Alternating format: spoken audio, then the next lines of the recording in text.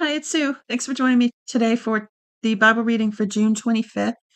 Today I'm reading Psalms 66 to 69 from the World English Bible. Verse 1.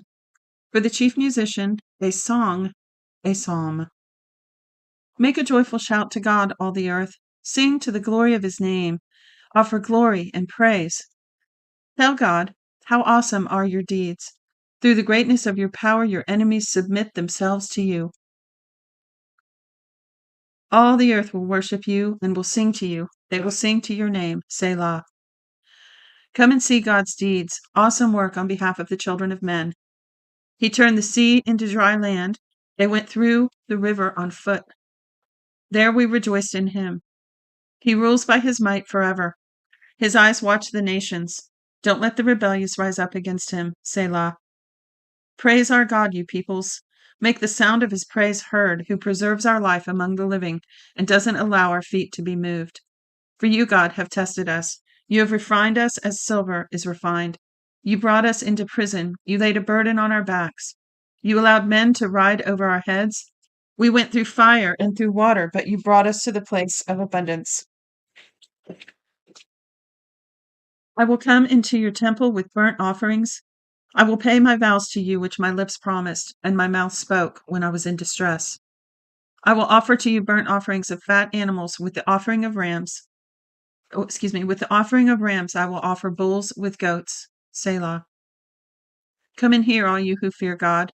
I will declare what he has done for my soul. I cried to him with my mouth. He was extolled with my tongue.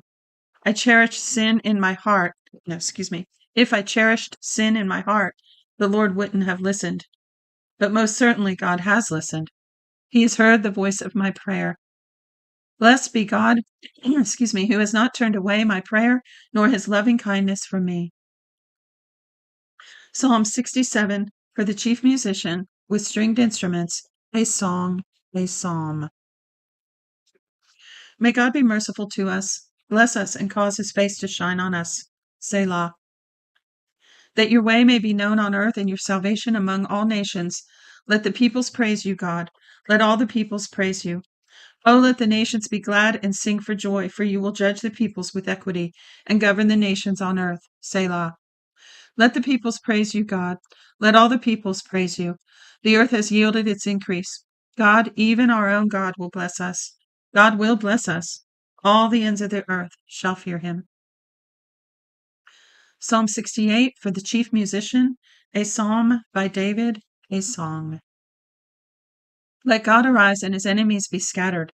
Let them who hate him also flee before him. As smoke is driven away, so drive them away. As wax melts before fire, so let the wicked perish at the presence of God. But let the righteous be glad. Let them rejoice before God. Yes, let them rejoice with gladness. Sing to God. Sing praises to his name. Extol him who rides on the clouds. To Yah, his name. Rejoice before him. A father of the fatherless and a defender of the widows is God in his holy habitation. Oh, I love that part. I want to read it again. A father of the fatherless and a defender of the widows is God in his holy habitation. God sets the lonely in families. He brings out the prisoner with singing, but the rebellious dwell in a sun-scorched land. God, when you went out before your people, when you marched through the wilderness, Selah, the earth trembled. The sky also poured down rain at the presence of God of Sinai, at the presence of God, the God of Israel. You, God, sent a plentiful rain. You confirmed your inheritance when it was weary. Your congregation lived therein. You, God, prepared your goodness for the poor. The Lord announced the word. The ones who proclaimed it are a great company. I want to read that one again, too. This is verse 11. The Lord announced the word. The ones who proclaimed it are a great company. Kings of armies flee. They flee. She who waits at home divides the plunder. While you sleep among the campfires, the wings of a dove, sheathed with silver, her feathers with shining gold. When the Almighty scattered kings in her, it snowed on Zalmon. The mountains of Bashan are majestic mountains. The mountains of Bashan are rugged. Why do you look in envy, you rugged mountains, at the mountain where God chooses to reign? Yes, Yahweh will dwell there forever. The chariots of God are tens of thousands and thousands of thousands. The Lord is among them from Sinai into the sanctuary. You have ascended on high. You have led away captives. You have received gifts among people. Yes, among the rebellious also, that Yah, God, might dwell there. Blessed be the Lord who daily bears our burdens, even the God who is our salvation. Selah. God is to us a God of deliverance. To Yahweh the Lord belongs escape from death. But God will strike through the head of his enemies, the hairy scalp of such a one as still continues in his guiltiness. The Lord said, I will bring you again from Bashan. I will bring you again from the depths of the sea, that you may crush them, dipping your foot in blood, that the tongues of your dogs may have their portion from your enemies. Oh, now that's gross. You can imagine from the viewpoint of a warrior. Wow, it's very graphic. They have seen your processions, God, even the processions of my God, my King, into the sanctuary. The singers went before, the minstrels followed after, among the ladies playing with tambourines. Bless God in the congregations, even the Lord in the assembly of Israel.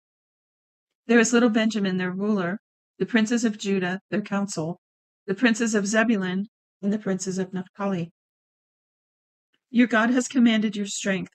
Strengthen, God, that which you have done for us. Because of your temple at Jerusalem, kings shall bring presents to you. Rebuke the wild animal of the reeds, the multitude of the bulls with the calves of the peoples. Being humbled, may it bring bars of silver. Scatter the nations that delight in war. Princes shall come out of Egypt. Ethiopia shall hurry to stretch out her hands to God. Well, isn't that a great prayer for now? Scatter the nations that delight in war. Yes, Lord. I'm going to remember that verse. That's, what is it, 68:30? I don't think we're in 69 yet. Anyway, verse 31. Princes shall come out of Egypt. Ethiopia shall hurry to stretch out her hands to God. Sing to God, you kingdoms of the earth. Sing praises to the Lord. Selah. To him who rides on the heaven of heavens which are of old. Behold, he utters his voice, a mighty voice. Ascribe strength to God. His excellency is over Israel. His strength is in the skies. You are awesome, God, in your sanctuaries. The God of Israel gives strength and power to his people. Praise be to God. Last Psalm 69. For the chief musician, to the tune of Lilies by David. Save me, God, for the waters have come up to my neck. I sink in deep mire where there is no foothold. I have come into deep waters where the floods overflow me. I am weary with my crying. My throat is dry. My eyes fail looking for my God. Those who hate me without a cause are more than the hairs of my head. Those who want to cut me off, being my enemies wrongfully, are mighty. I have to restore what I didn't take away. God, you know my foolishness. My sins aren't hidden from you. Don't let those who wait for you be shamed through me, Lord, Yahweh of armies. Don't let those who seek you be brought to dishonor through me, God of Israel. Because for your sake I have borne reproach. Shame has covered my face. I have become a stranger to my brothers, an alien to my mother's children.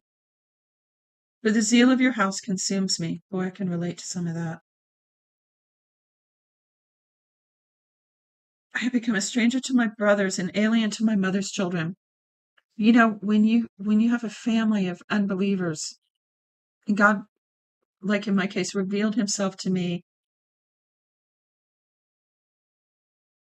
really in a world of people who didn't acknowledge God or know God, and suddenly I discovered he's real and he's true, and he came in my life and introduced me to the church, the body, not the building, the people of God who, gosh, how many have gone before us and how many are on earth right now? But anyway, it has that alienating factor. The Bible says, what fellowship has light with darkness? How can, if my life revolves around the Lord and I'm with people who don't know him or acknowledge him, we don't have much to say to each other, because that's who I am, right? Even the things that are my interests with, cooking and gardening and some different things that I enjoy, reading and studying, they still all have that root in my purpose in the Lord, you know? So there's that alienating factor. So verse 8 again, it says, I have become a stranger to my brothers and an alien to my mother's children. So it sets families sometimes against each other. And now, not in my case, but in many cases, people are rejected by their families completely, you know, outcasted. Jesus said, I have not come to bring peace, but more. I think that's part of what he meant by that. Verse 9, for the zeal of your house consumes me. The reproaches of those who reproach you have fallen on me. When I wept and I fasted, that was my reproach. When I made sackcloth my clothing, I became a byword to them. Those who sit in the gate talk about me. I am the song of the drunkards. But as for me, my prayer is to you, Yahweh, in an acceptable time. God, in the abundance of your loving kindness, there's that word again. In the abundance of your loving kindness, answer me in the truth of your salvation. Deliver me out of the mire and don't let me sink. Let me be delivered from those who hate me and out of the deep waters. Don't let the flood waters overwhelm me, neither let the deep swallow me up. Don't let the pit shut its mouth on me.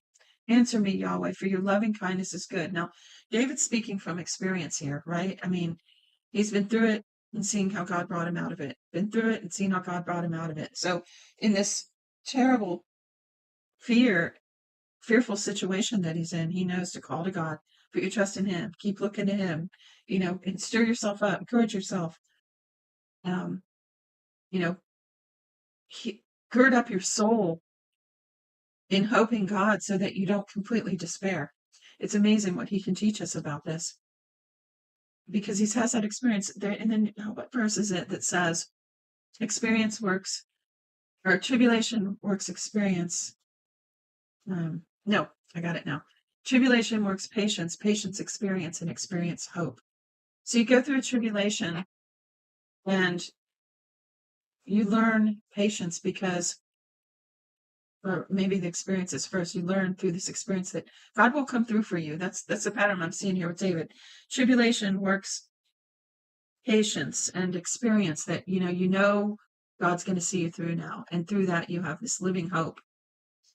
That's what's going on with David here, this tribulation and experience with God. And just, he's patiently, or at least trying to patiently look to God for help. It's amazing. Okay, so he said, verse 17, don't hide your face from your servant, for I am in distress. Answer me speedily. Draw near to my soul and redeem it. Ransom me because of my enemies. You know my reproach, my shame, and my dishonor. My adversaries are all before you. Reproach has broken my heart, and I am full of heaviness. I've been there. I looked for some to take pity, but there was none. For comforters, but I found none. They also gave me poison for my food. In my thirst, they gave me vinegar to drink. Let their table before them become a snare. May it become a retribution and a trap.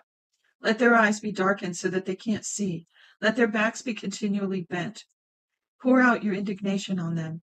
Let the fierceness of your anger overtake them. Let their habitation be desolate. Let no one dwell in their tents. For they persecute him whom you have wounded. Who's that? It's Jesus, right? I think that's one of the messianic prophecies there. They persecute him whom you have wounded. They tell of the sorrow of those whom you have hurt. Charge them with crime upon crime. Don't let them come into your righteousness. Let them be blotted out of the book of life and not written with the righteous. But I am in pain and distress. Let your salvation, God, protect me. I will praise the name of God with a song and will magnify him with thanksgiving. It will please Yahweh better than an ox or bull that has horns and hoofs. See, he learned. He learned how to come to God with thanksgiving, with worship, with song. And what an amazing relationship he had with God. The humble have seen it and are glad. You who seek after God, let your heart live. For Yahweh hears the needy and doesn't despise his captive people. Let heaven and earth praise him, the seas and everything that moves therein. For God will save Zion and build the cities of Judah. They shall settle there and own it. The children also of his servants shall inherit it. Those who love his name shall dwell therein. Well, that's it for today's reading. Join me for tomorrow for Psalm 70 to 73. Feel free to comment. Feel free to check the description. And there's an email in there where you can get your free 1-year Bible if you'd like. Till next time, God bless you.